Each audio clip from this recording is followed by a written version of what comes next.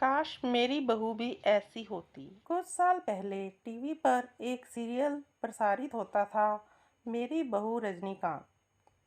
यह सीरियल देविका जी को बहुत पसंद था और अक्सर वह यही सोचती कि काश मेरी भी बहू ऐसी ही हो। देविका जी के परिवार में उनके पति अंशुमन जी, उनका बेटा प्रथम और बेटी नंदिनी थी। देविका जी अपने बेटे के लिए काफी दिनों से लड़की देख रही थी। उनकी खोज निधि पर आकर खत्म हुई। निधि एक पढ़ी लिखी समझदार लड़की थी। जल्दी ही प्रथम और निधि का विवाह हो गया और निधि बहू बनकर देविका जी के घर आ गई। निधि घर और बाहर दोनों का काम बखूबी करने लगी। देविका जी आज के जमाने की सास थी, तो कुछ ज्यादा परेशानी तो नहीं हुई। दोनों सास बहू मिल के रहती, सब मिलजुल कर हंसी खुशी से रहते। घर में ऐसी कोई खास समस्या नहीं थी। समस्या तो केवल एक ही थी और वह यह कि देविका जी अपनी बड़ी बहन की बातों को आंख बंद करके विश्वास करती थी। उनकी बड़ी बहन की कही बात उनके लिए पत्थर की लकीर होती थी, जिसके आगे वे किसी और की चलने नहीं देती थी। अभी कुछ दिन पहले देविका जी अपनी बड़ी बहन के यहाँ कुछ दिनों रहने के लिए गई, लेकिन जब वापस आई तो उनके रंग रूप ही बदले हुए थे। अब वे बात बात पर निधि को टोकने लगी थी। दूसरे दिन निधि ने नाश्ता बनाकर देविका जी को नाश्ते के लिए आवाज लगाई, पर देविका जी नाश्ता करने नहीं आई। तो अंशुमन जी देविका जी के पास गए और पूछा कि आखिर बात क्या है, निधि ने कोई गलती की है जो तुम उससे बात नहीं कर रही हो।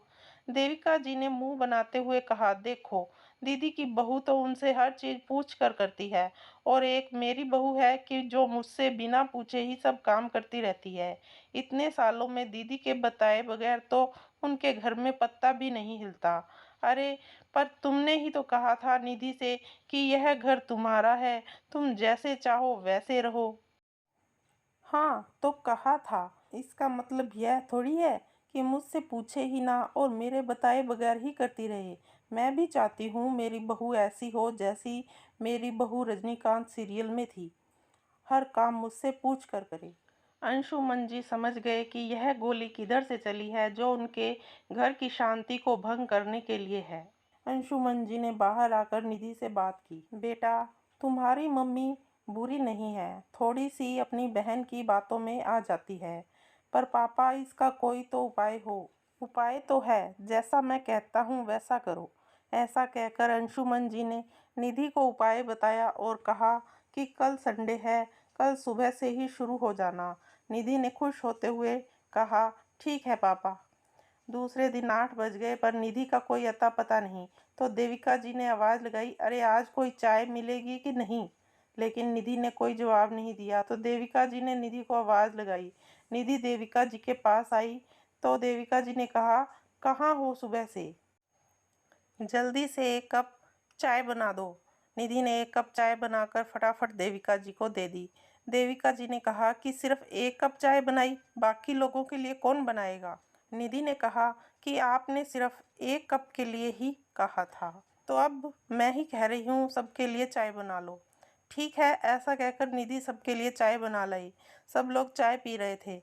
उसी समय पड़ोस में रहने वाली देविका जी की सहेली सुधा जी आ गई। नंदिनी और प्रथम ने उन्हें नमस्ते किया, लेकिन निधि चुपचाप खड़ी रही। तो देविका जी ने थोड़ा गुस्से में कहा कि निधि, सुधा आंटी को नमस्ते क्यों नहीं कर रही हो। निधि ने सुधा जी की तरफ मुड़कर कहा, नमस्ते आंटी, और दोबारा वैसे ही खड़ी हो गई। देविका जी को समझ में नहीं आ रहा था कि आखिर हो क्या रहा है। उन्होंने कहा, खड़ी खड़ी देख क्या रही हो, इनके लिए पानी लेकर आओ।